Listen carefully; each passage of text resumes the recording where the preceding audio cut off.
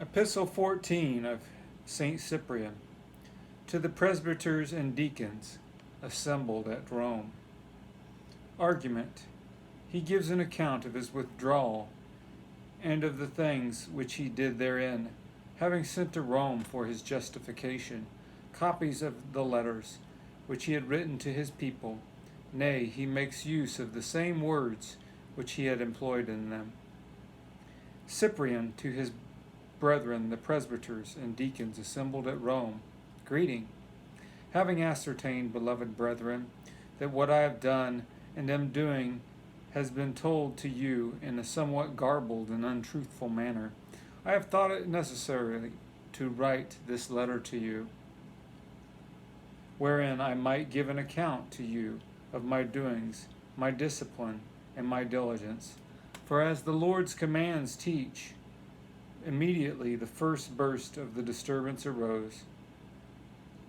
and the people, with violent clamor, repeatedly demanded me.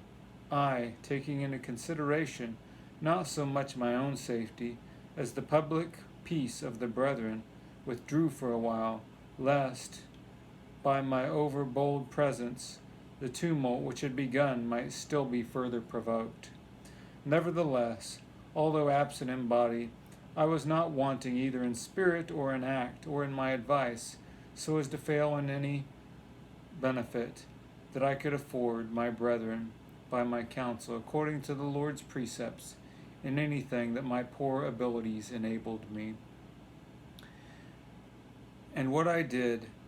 these 13 letters sent forth at various times declare to you, which I have transmitted to you, in which neither counsel to the clergy, nor exhortation to the confessors, nor rebuke when it was necessary to the exiles, nor my appeals and persuasions to the whole brotherhood that they should entreat the mercy of God were wanting to the full extent that,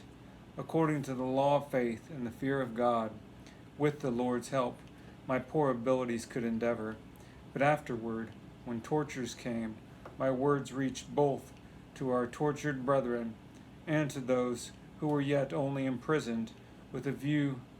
to torture, to strengthen and console them. Moreover, when I found that those who had polluted their hands and mouths with sacrilegious contact, or had no less infected their consciences with wicked certificates, were everywhere soliciting the martyrs, and were also corrupting the confessors with importunate and excessive entreaties, so that, without any discrimination or examination of the individuals themselves, thousands of certificates were daily given, contrary to the law of the gospel. I wrote letters in which I recalled, by my advice, as much as possible,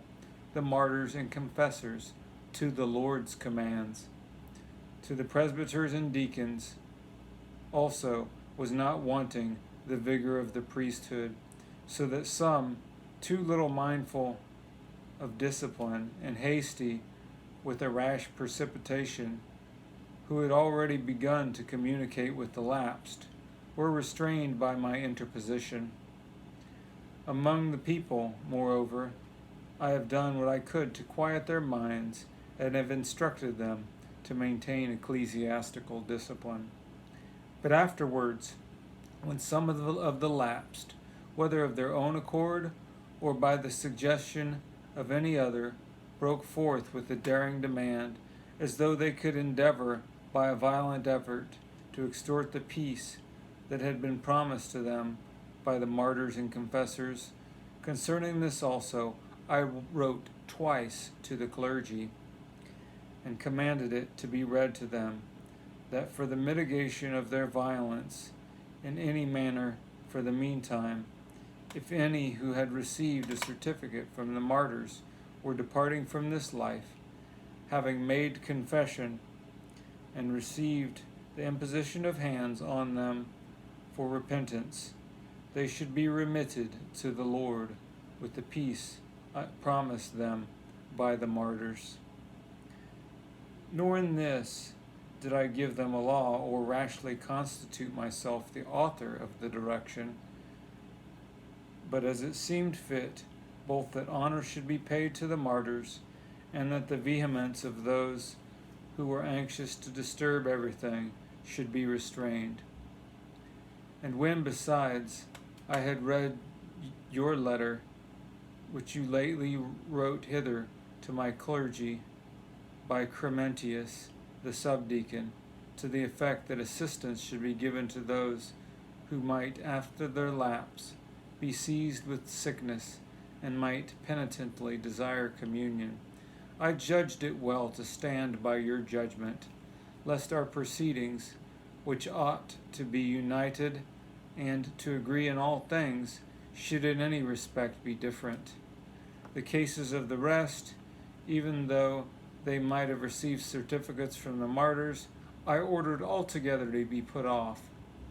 and to be reserved till I should be present, that so, when the Lord has given us to peace,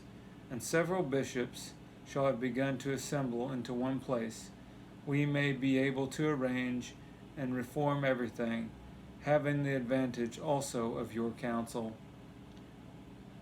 I bid you, beloved brethren, ever heartily farewell.